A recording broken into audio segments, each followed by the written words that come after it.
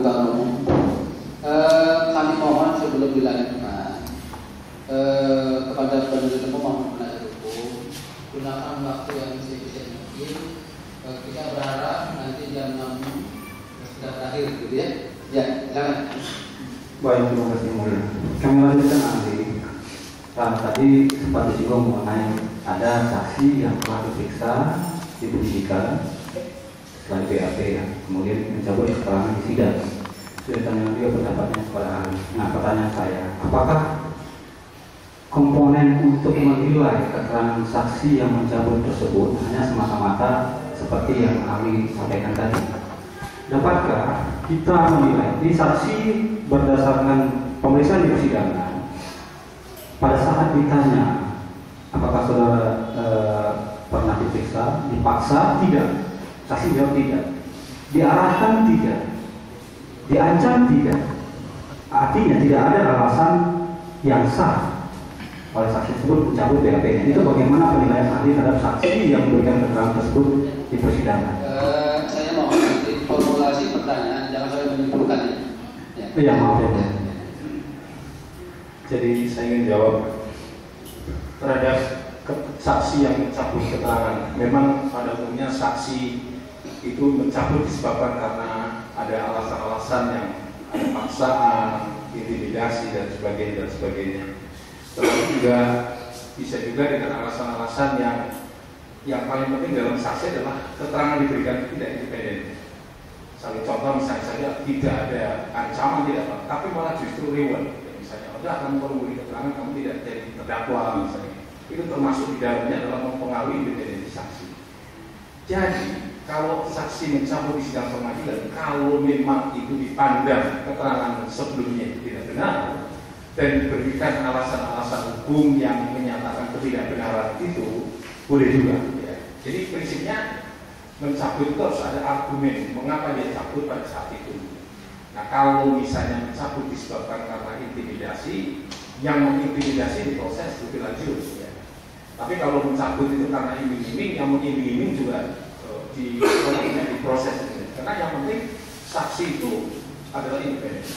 Nah, yang menjadi masalah kalau di sidang pengadilan setelah diproses ternyata diketahui bahwa keterangan saya ternyata nggak begitu. Nah, boleh juga untuk direvisi, tapi dengan catatan tadi ya harus diproses lagi. Kalau misalnya keterangan kamu begitu, coba letak perbedaannya apa dan sebagainya supaya benar-benar keterangan itu original. Menurut ahli demikian. Baik, saya akan sampaikan. Terakhir, ahli.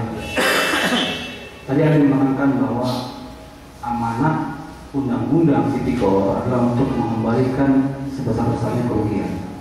Ya. Nah, saya ingin tanyakan kepada ahli. Salah satu menyelamatkan keuangan negara. Menyelamatkan keuangan negara. Artinya ada imbalan, ada pandangan lawan katanya kerugian negaranya, ahli. Ya.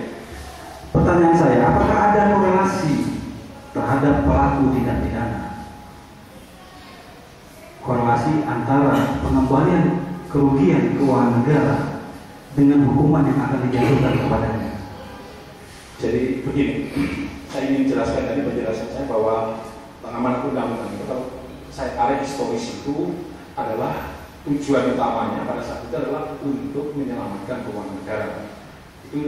Itu sejarah Indonesia sampai pada Undang-Undang Nomor 3 Tahun 71, lahirlah Undang-Undang 3199. Tetap juga itu, tapi diberi kata dapat alasannya mudah pembuktian.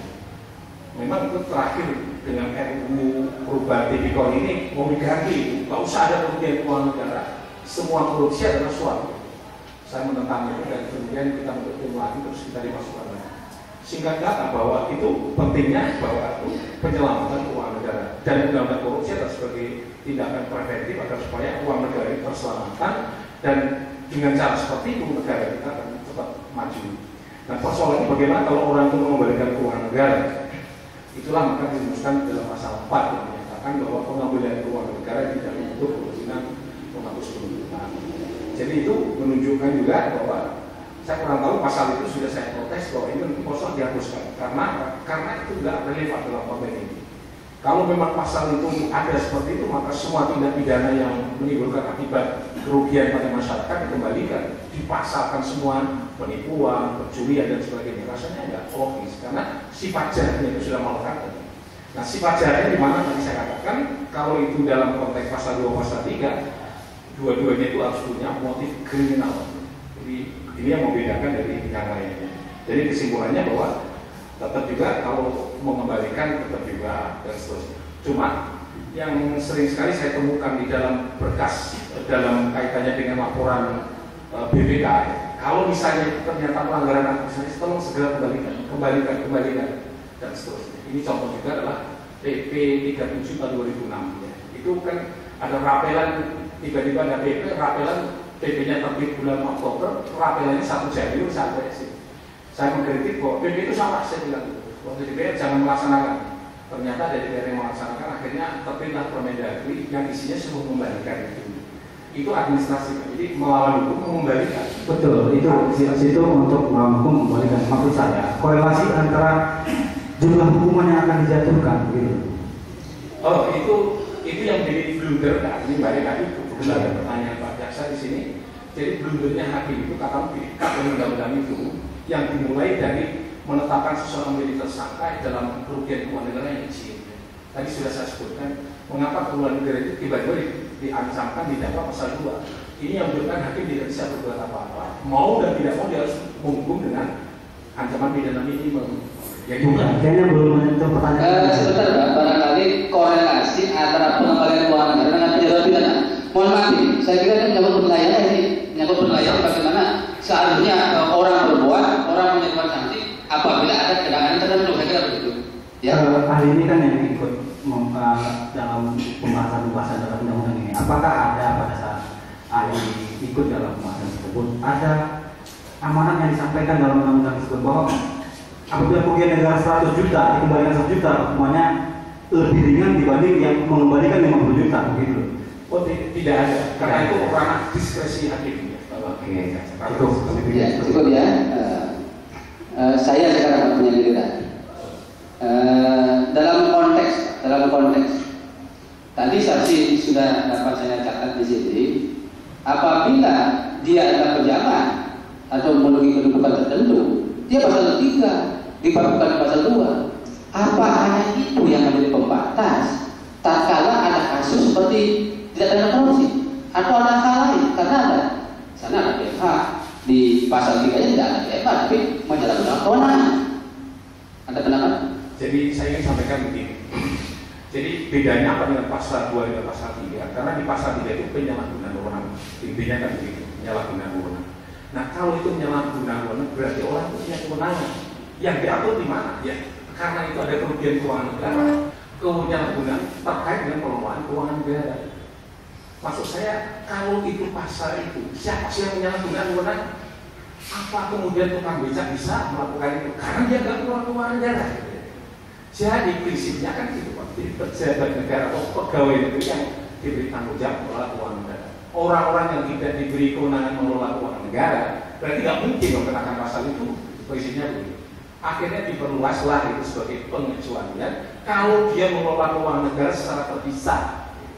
Tetap juga keuangan negara di situ. Kan keuangan negara itu ada yang dikelola dalam manajemen APBD dan ada juga pengelolaan keuangan negara terpisah. Misalnya lembaga penjamin simpanan yang sebagian uang negara dari sana. Istilah bahasa keuangan negara adalah dikelola secara terpisah. Ya, kalau itu berarti disalahgunakan, sama juga dia melakukan itu. Jadi begitu ya? Ya, menurut ahli demikian Pak. Jadi, tetapi kan pasal 2 itu harus membedakan seperti itu. Ya. Namun demikian dalam kacamata kedudukan orang sebagai abdi negara, ini kan contoh panutan Pak. Contoh mantan masyarakat. Pejabat negara, lembaga negara, panutan. Berikanlah contoh masyarakat yang baik. Nah, tatkala pejabat melakukan perbuatan, kemudian ajaran kita pasal tahun, paling pasal hukum 4 tahun. Ahli 4 tahun. Jadi itu memang blunder kalau secara analisis ahli pada saat rumusan ancaman pidana pasal 2 pasal 3. Kalau menurut ahli pada saat itu ya sebagai jurus delik tidak boleh berat. Mestinya jurus delik itu yang ringan. Jurus deliknya letaknya di mana? Letaknya sebenarnya ada 2 kemungkinan. hapus itu pasal 2, masukkan itu pasal 3 saja jenis deliknya. Karena itu inti jenis delik adalah penyalahgunaan wewenang itu. Barulah kemudian yang lain. Tetapi jenis deliknya perbuatan melawan hukum terlalu general menurut saya, gitu ya. Menurut saya terlalu general. Tapi tetap harus ada kerugian keuangan negara. Menurut saya jenis deliknya itu ada di pasal 3. Cuma kalau itu spesialis deliknya untuk memperberat, untuk menggunakan pasal 2 nggak logis. Gitu ya. Akhirnya sementara ini saya berpendapat bahwa pasal 2 itu adalah jenis delik dan tindak pidana korupsi. Sedangkan pasal 3 dalam mestinya adalah spesialis delik yang memberatkan. Tapi justru dibalik, pasal 2 itu berat, yang itu ini menurut saya nggak logis. Nggak cocok ya?